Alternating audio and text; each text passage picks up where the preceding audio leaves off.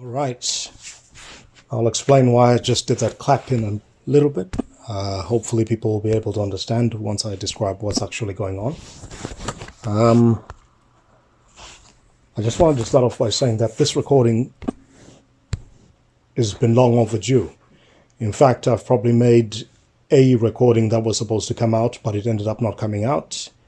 I had problems with my camera, so therefore I had to actually hack and mod the camera in order to actually record this into something that could give me a little bit more juice out of my recording. I was sort of tethered to a 20-minute limit, so that sort of made things a little bit more complicated, but hopefully this time around we'll be able to get the most that we can out of all this and with minimum interference. First and foremost, I want to say to my sorry, I'm a little bit lost for words. I just wanted to say rest in peace to a very good friend of mine, McGee. He died at the same age as me. I turned 40 in May. And basically my friend sort of just made it there before his life really began, since life begins at 40. So I just wanted to start off by saying rest in peace. I'll talk a little bit more about McGee later. As people already know, my first name is Quentin. This is the Informed Consumer channel, but this won't be coming across that platform per se, or at least in the traditional format. This will be coming into my podcast, which I'm going to call Plugged In, because I liked the symbol that I had going on, and so therefore I just decided, you know what, this is where I would air this out, and I'll explain a little bit what Plugged In is, just so that we can get started and put things into context. I have 3 channels that I made. Initially, I wanted to call this place Review World, but I figured that's not going to do it right. So I decided to call it just the Informed Consumer, because that is me, an informed consumer. And by giving you guys information and sort of showing you some things, hopefully you two then will also leave the platform informed. So therefore making you two informed consumers. That is the main channel. And then obviously the sister channel being the Informed Gamer, which is similar, game a little bit, talk a little bit about the video games. I don't want to say necessarily review the games, but at least be able to show you what the gameplay is like. Obviously, one of the first things I started recording was when I got my PlayStation was Demon's Souls, which a friend of mine gave me. I absolutely loved it, and I had a great run, and I had a great TV to play it on, which I'll discuss that TV getting smashed and everything else, my reference monitor. And so now people can see that there's probably a new setup. We've got a camera up here, which is a GoPro. I'll talk about the mount and everything that I have. And that is a Nikon D7000. I've got a spare one right here, which I also modded and upgraded the firmware just so that I could get a bit more recordings out of them, and some lighting and everything just to sort of amp up production. One of the things that I said to myself when I started this was the moment that this feels like work, I would stop doing it. Because this has never been something that I was doing for profit. This was something that I was doing as a way to vent. I wanted to use this as an outlet.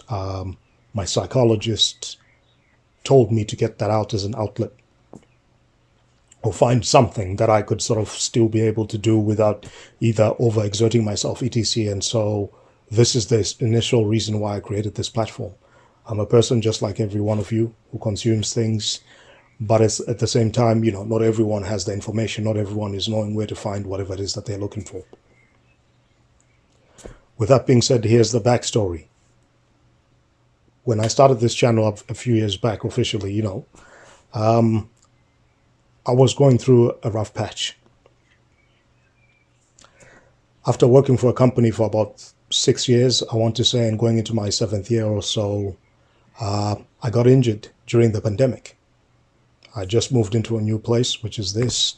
I just sort of started looking at other things. I was studying, I was looking at starting a little bit of a business for myself, as well as continue working and sort of build a little bit of a portfolio, maybe eventually look for a home for myself.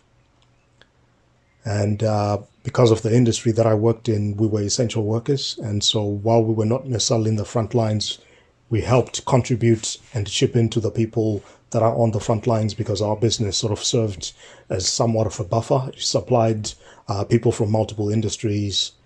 And so therefore, during that time period, we were needed the most. And I was getting paid very well to do the job. The job is not necessarily a job that I would say necessarily that you love, but it was definitely a good means to an end. It allowed me to pay for the bills and do everything that I needed to do and provide for mine, just like everybody else. And then I want to say around November 2020, amidst the pandemic, I had an injury around 10 p.m. at night. I couldn't go anywhere, so they asked me if I needed to stay on that night and if I could still stand. Basically, I just felt a pinch or something in my groin. And before I knew it, it felt like every single time I tried to take a stride, something was slicing into me. The pain got so much to the point where I went from walking on both feet to hopping on one leg, literally. I was able to finish the rest of the shift just on light duties. I couldn't access any hospitals or anything because it wasn't really an emergency situation. It was something that I needed to see someone, maybe get a scan, but it wasn't something that I would necessarily class as an emergency. If I was bleeding out, this would be a different story. Nevertheless, I eventually found a doctor, was able to go see him, write down some notes, etc., and then sort of get some scans and then sort of be able to go to work with an idea of what the hell is going on while we awaited proper results. And from the time that I sort of went through that phase, I was working for this company, okay. I wasn't necessarily in a high position. I wasn't in a low position.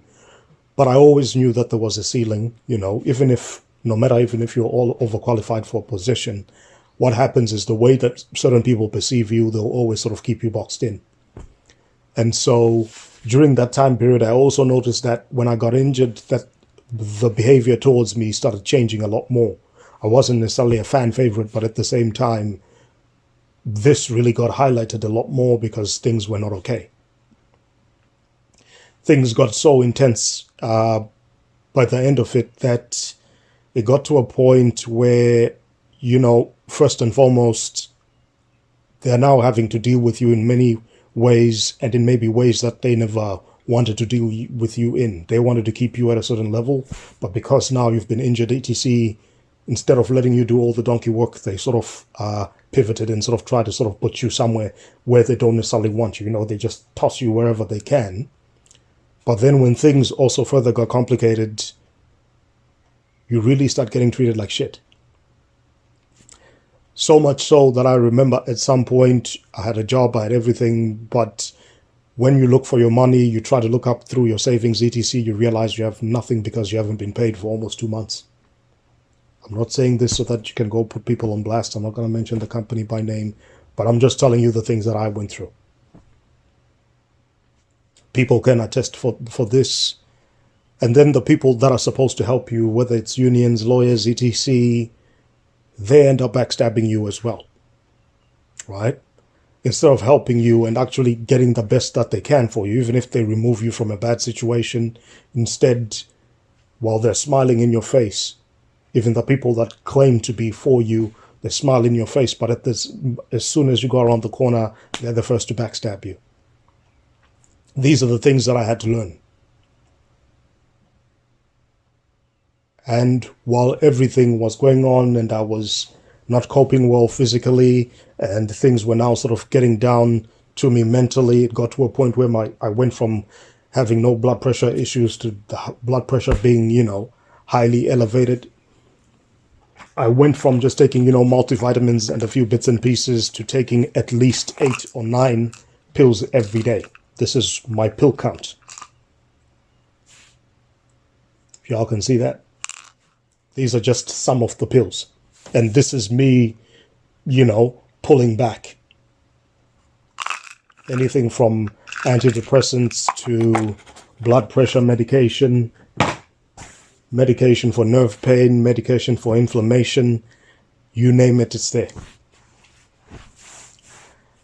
And after fighting within the system for, I want to say maybe 2 years, fighting back and forth with insurance companies, going to medical panels, finally talking to lawyers after things had been heavily botched, and you find yourself sort of being paid to stay at home because they don't want you there anymore, and therefore they've dismissed you. Finally, after 2 years or so, I finally managed to get my surgery earlier on this year in February, which is one of the reasons why the channel just went on hold, because I just didn't have the capacity to do it. The surgeon that was supposed to initially take care of me when finally everything got approved ended up charging more money than I had, and therefore forced me to look for somebody else. And if it wasn't for having really good doctors that really care for me, I wouldn't have found the person that I found. And she herself is an excellent doctor. And yes, it is a female. Finally, after going through stuff, finding a good lawyer, it's just really good to have a good support system. Having very good friends to look out for you. Even when you were dealing with stuff, at your lowest, finally things started to come through. I started these channels, like I said, as a way to vent, because my psychologist said, hey, you've got a good mind, you clearly have skills, you've got other things that you'd rather be doing, but because you're kind of restricted, why don't you try something else? I couldn't read because I was in pain. My serotonin levels were through the roof. Sorry, not through the roof. They were just not all over the place. I was getting migraines, back pain, you name it, when I initially got injured.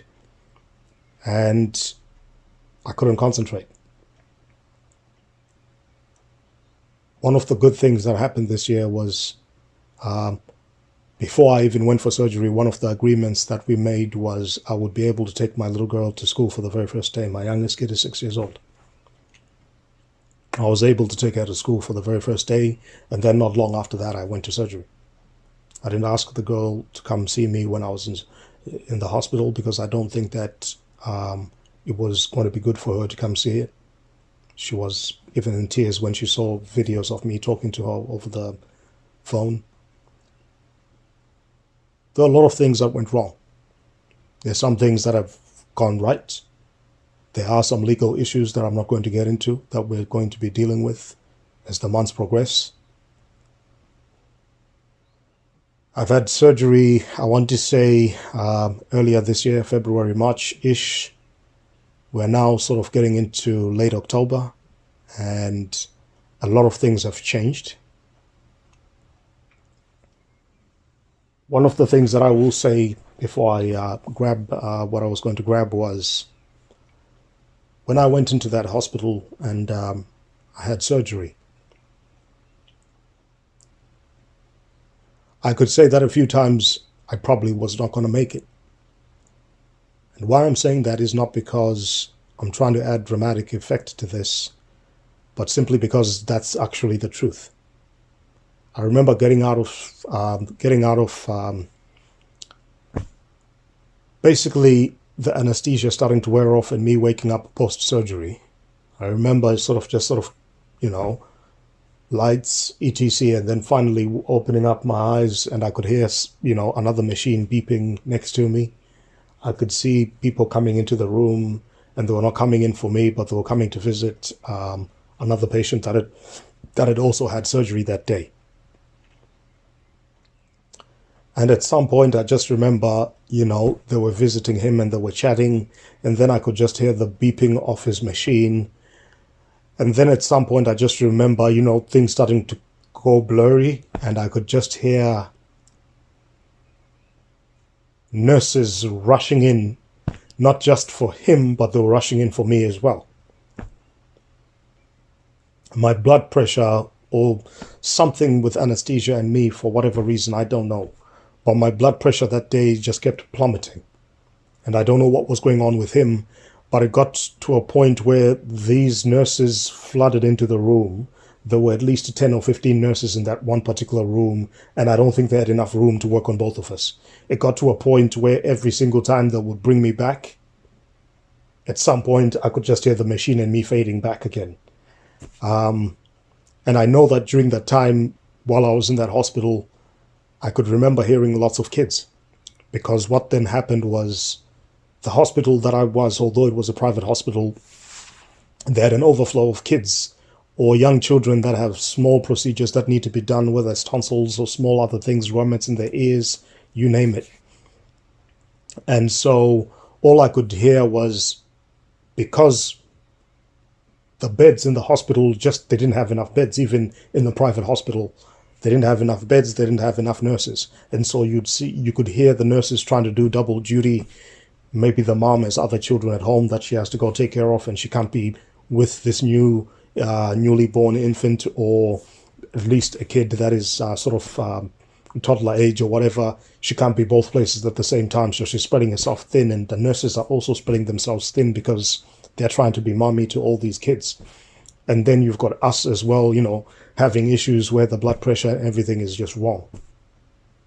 I've been taking tablets for a long time because I've been waiting for so long, as this is an injury that had happened at work. And so during that time period, because I had other issues and I'd just come from surgery, and I didn't have my regular medication, I started going through withdrawals while I was in there as well, which didn't help. I could smell a lot more. Everything was just hypersensitive.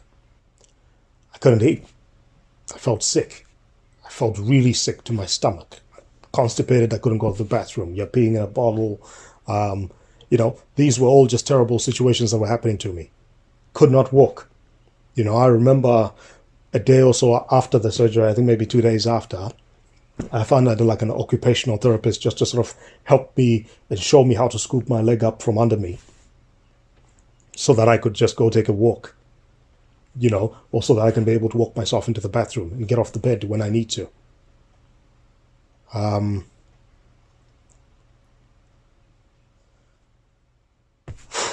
was supposed to go to a rehab center, but during that time period, I believe that the rehab center either didn't have enough room for me, or there was a misunderstanding between paperwork, etc. But either way, there was a COVID outbreak at the rehab center that I was supposed to go, so that I could rehabilitate in there as an inpatient, because I couldn't go and cohabitate where my daughter and the mother are, simply because the amount of noise, the amount of children, etc., just wouldn't be the right place for someone who's not feeling well and someone who's had major surgery. But also at the same time, I knew that my home wasn't necessarily the right fit either. Initially, when I had the surgery, I was supposed to have bilateral surgery. But the truth of the matter is I couldn't get bilateral surgery because my house is not wheelchair friendly. Okay? That's one of the other reasons. So I knew that either way, I probably would have to get one side done first and then fight to probably get the other side done later. Or maybe it's coming out at my own expense. Who's to say? All I can say is I've been having a bad couple of years, especially 2022, very bad couple of years.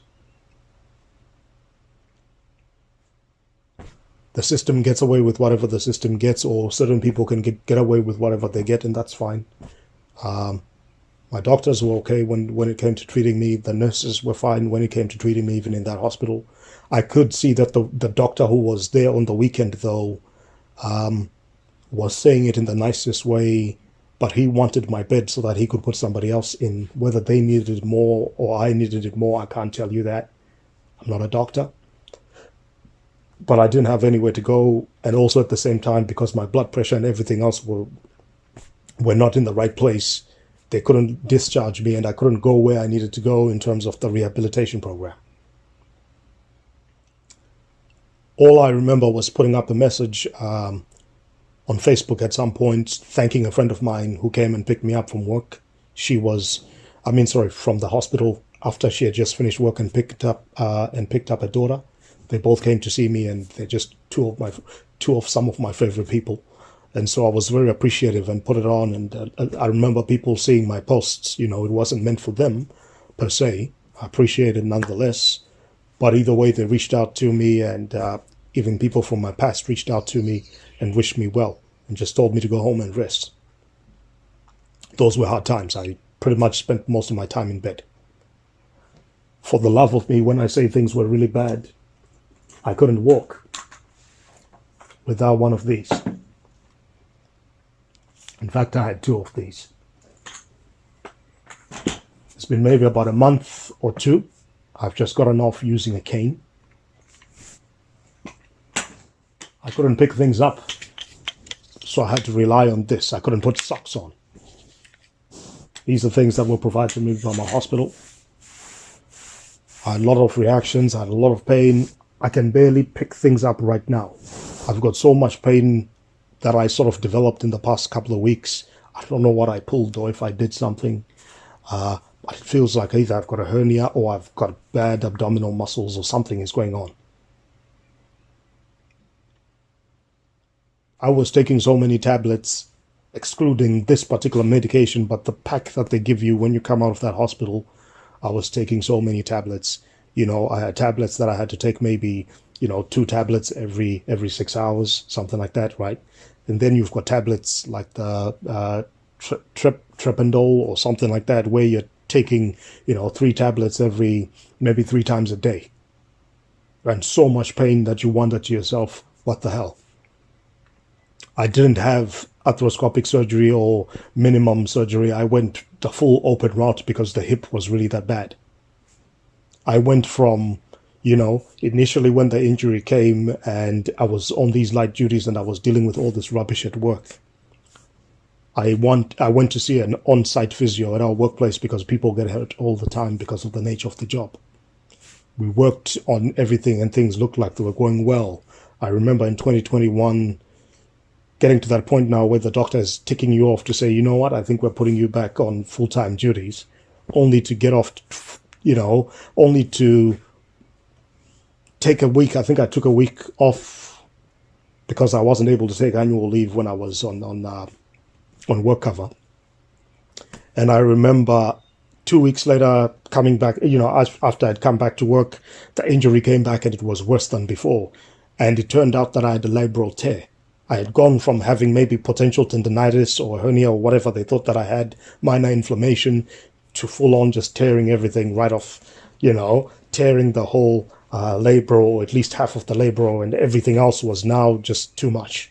I went from, having just regular pain in my back and, the main point, to now getting quad muscles, hamstrings, everything utterly inflamed. That's how much pain I was in. I went from sleeping in my main bed to preferring to sleep on the floor because the bed just felt too soft and it felt like my back and my shoulders, where everything was on fire. So I ended up sleeping in the guest room because that mattress in there is a little bit stiffer. I'm not making this stuff up. I will be putting pictures up. But to give you guys an idea, and no, I'm not stripping for your pleasure, to give you guys a bit of an idea of what happened to me, I want you to have a look at that. That's my scar. I won't be able to show you the full scar, but I can tell you that the scar is more than 7 inches big. I couldn't feel my own skin. I couldn't feel that part of me for the longest time. So much so that I asked my surgeon numerous times, hey, did you put a mesh or something? Is that still my skin, or is that like a skin graft? Because I couldn't feel anything. I only started feeling things in the past couple of months. I mean, maybe even in the past couple of weeks, maybe a month and a half. It was itchy. It was irritating. My skin was pigmented. It looked like, I was going to say I had alopecia. That's wrong. It looked like I had vitiligo. My skin was as pink. My skin was as pink as this medicine cup. That's how bad I copped it. And the thought of going back to potentially fight for another situation, to get another one done so that way I can just sort of be able to maybe try walk the dog again. I've tried walking around as it was. The pain when you're walking in certain formal shoes or something like that cannot.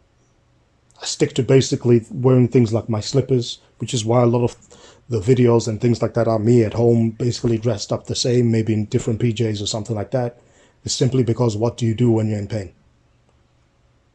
People think that this is like having a paid vacation, right? Hey, you get to stay home, play consoles, do this. But some days I don't even post anything or even play video games because I've got too many headaches. I can't look at a screen for too long. I'm in pain, I'm uncomfortable, sitting on a couch, sitting on a chair, my back is killing me. Right now I'm in so much pain I can't even tell why my abdomen is hurting. I'm taking the tablets. I've got bad sleeping hours. I'm no longer reliable. If I tell someone, hey, I'm seeing you at 5 o'clock, it's not always guaranteed. And to make it worse, the worst thing happened to me too.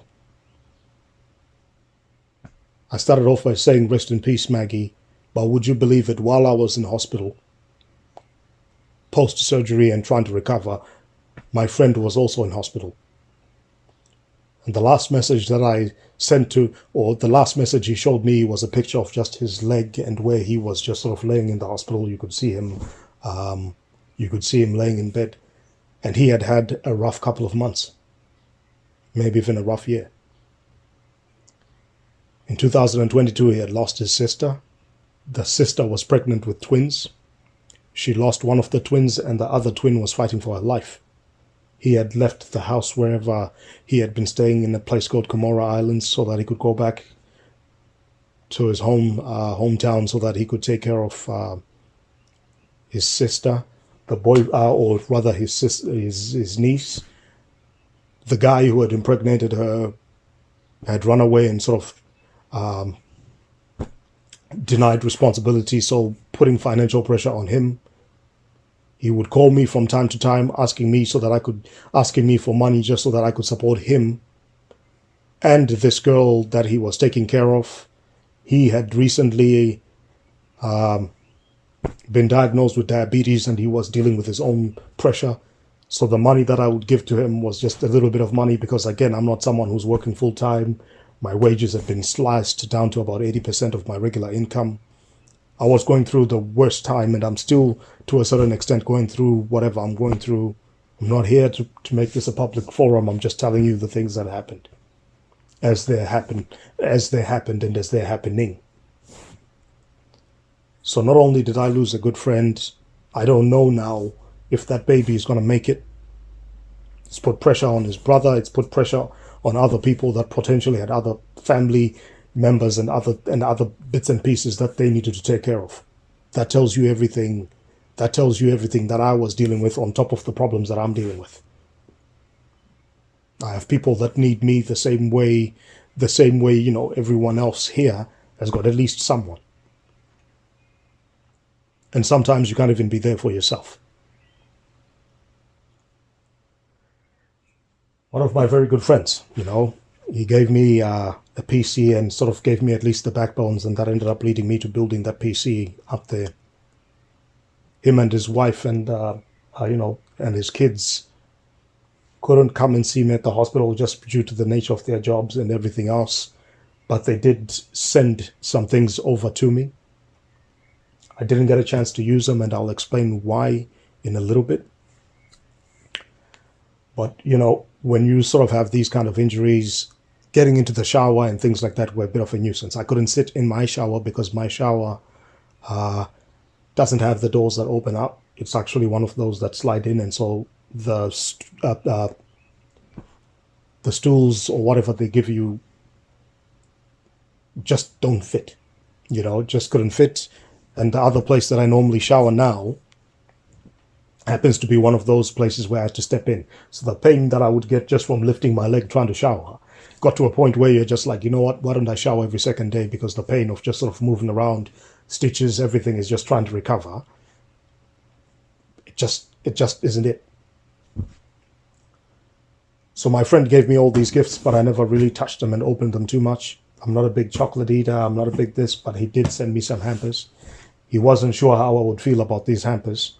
But to me, I was never worried about the contents of the things that are inside here.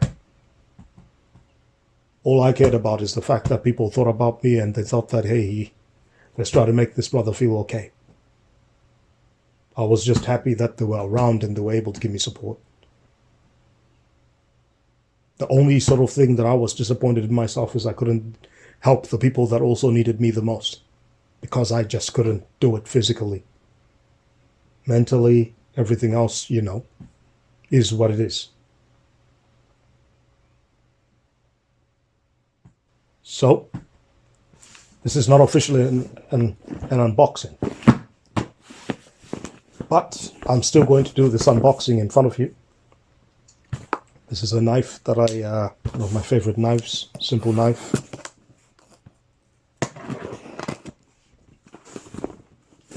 It's a simple hunting knife. I'll put that to the side for a minute. I'll see what my capo did for me.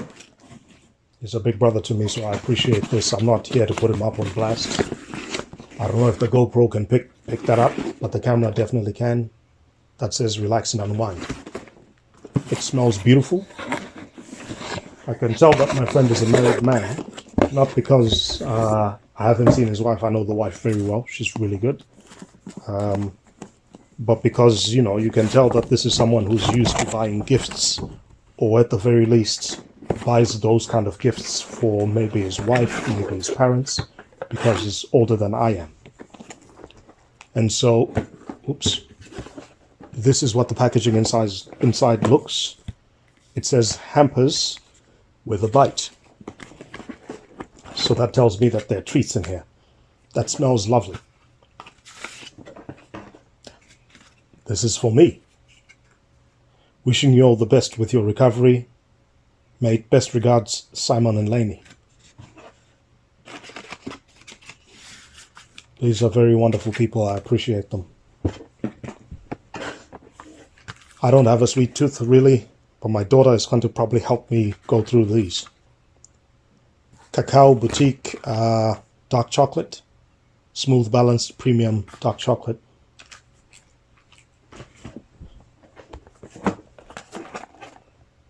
This is Opulent Tea Blends, English Breakfast. Botanica Collection, Luxury Bath Salt Blend. I haven't actually been in my tub. I just didn't know if I could get up from it, etc. During hydrotherapy though, I guess that was the closest thing that I had to a relaxing bath. Rose scented soap. Maybe one day when I have a lady friend over, we can appreciate this together. This is Pillow and Linen Mist. That smells really, really good. Lavender and cedarwood. I think I'm going to like that, because I like earthy colors, as you can see even by the colors of my couch. I'm wearing gray, but probably because of the color grading that I'll have to modify on the video, you'll be able to see the green pop out a little bit. But this is the first bit of business that these guys have given me. This is beautiful. And it's only half of the story, you know. I will try to get into this bit, or rather this other box quickly, and then talk a little bit about what this plugged in situation is going to be and why I'm going to be doing it. I'll talk a little bit more about the sister channel, the other one being the Lost Sneaker Tapes. Crazy stories revolving around shoes and clothes and some of the things that I bought at certain times in my life. So I decided to start a channel for that as well, just to discuss some things. Help people dress better, but also at the same time, you know, talk about some things and what I bought. Hopefully I'll have receipts for some of this stuff so I can tell you the day. Because my shoes, I've been wearing one pair of shoes mainly for the past couple of months, because everything else just tends to hurt at the moment. And I wanted to give people an idea of what it's like to walk in these shoes. Oof. First things first, I'm seeing purple, which is one of my favorite colors. Big Saints Row fan. We have a bigger box. This time around, this doesn't have any special outer packaging. But what it does have is some goodies. I'm seeing some milk chocolate. and with that purple theme.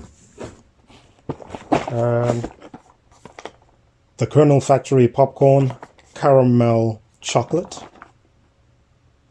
This is going to be very interesting. I don't know if they're pre-done or if I have to put them somewhere, or if there's even an expiry date. The Cookie Collective, butter shortbread.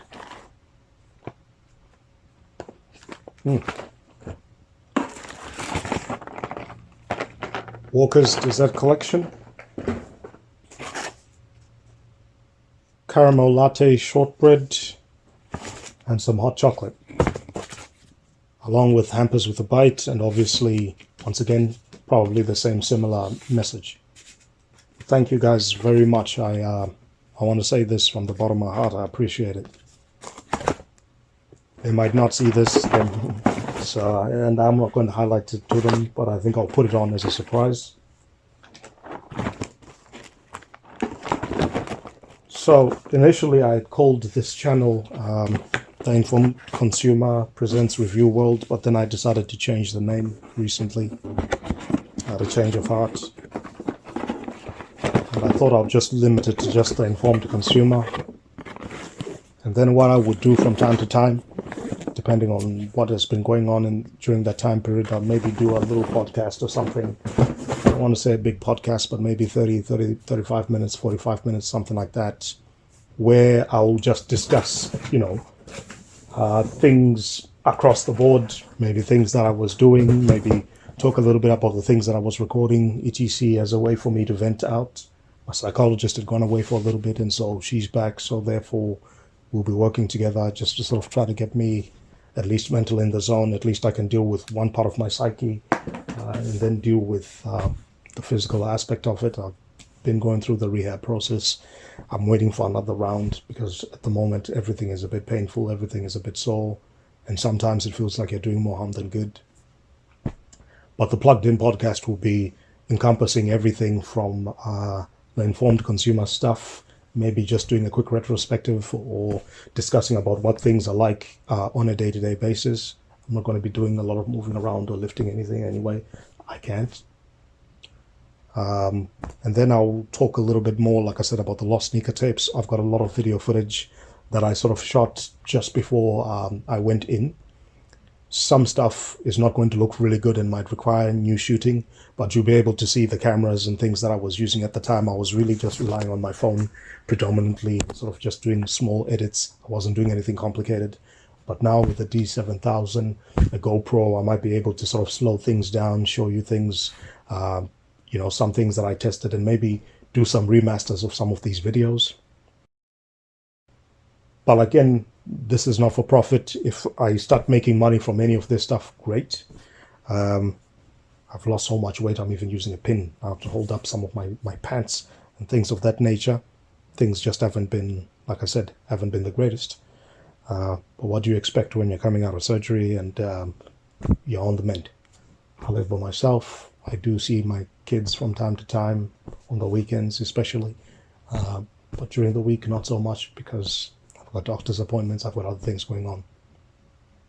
My voice is getting raspy. That's because I haven't slept all night, basically, at this point. And things haven't been coming together the way that I want them to.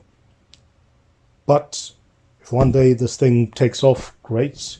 If it doesn't take off, it's still going to be a passion project. The moment that it starts to feel like it's weighing down on me, I'll delay it. But hopefully, look, I'll be able to put out at the very least, one unboxing video every week.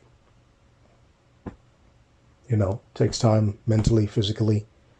But now with cameras and doing edits and sort of trying to make sounds so that way I know where everything is, hopefully I'll be able to do it a bit more streamlined and improve, maybe teach myself a bit more about photography, and maybe potentially that could be the career that I find myself going towards later on.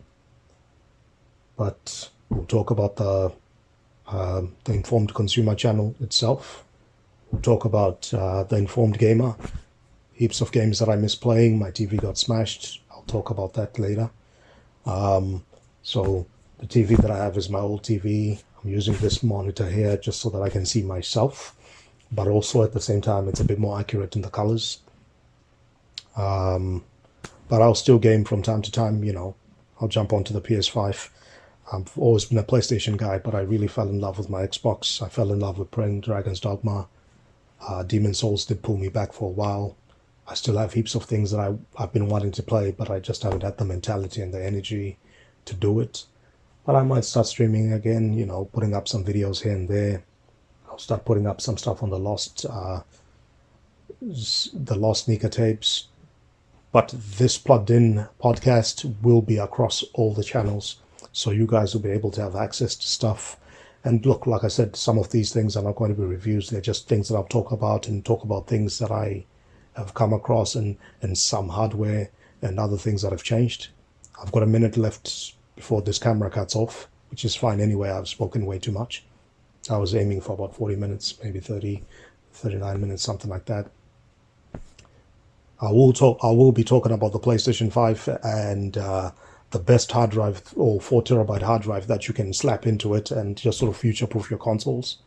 Even though there is firmware that is now allowing up to 8 terabytes, you don't need that much. I think that coupled the 8 terabytes that I had for the PS4 games, coupled with this new hard drive and the built-in memory, you pretty much can download the whole PlayStation Deluxe catalog, you know, and maybe have a terabyte or something to spare across both the PS5 hard drive as well as the PS4 stuff. With that said, please keep an eye out on these videos. I miss Richie, and I hope you guys miss Richie too. You maybe will see him in a few videos later. Thank you for listening.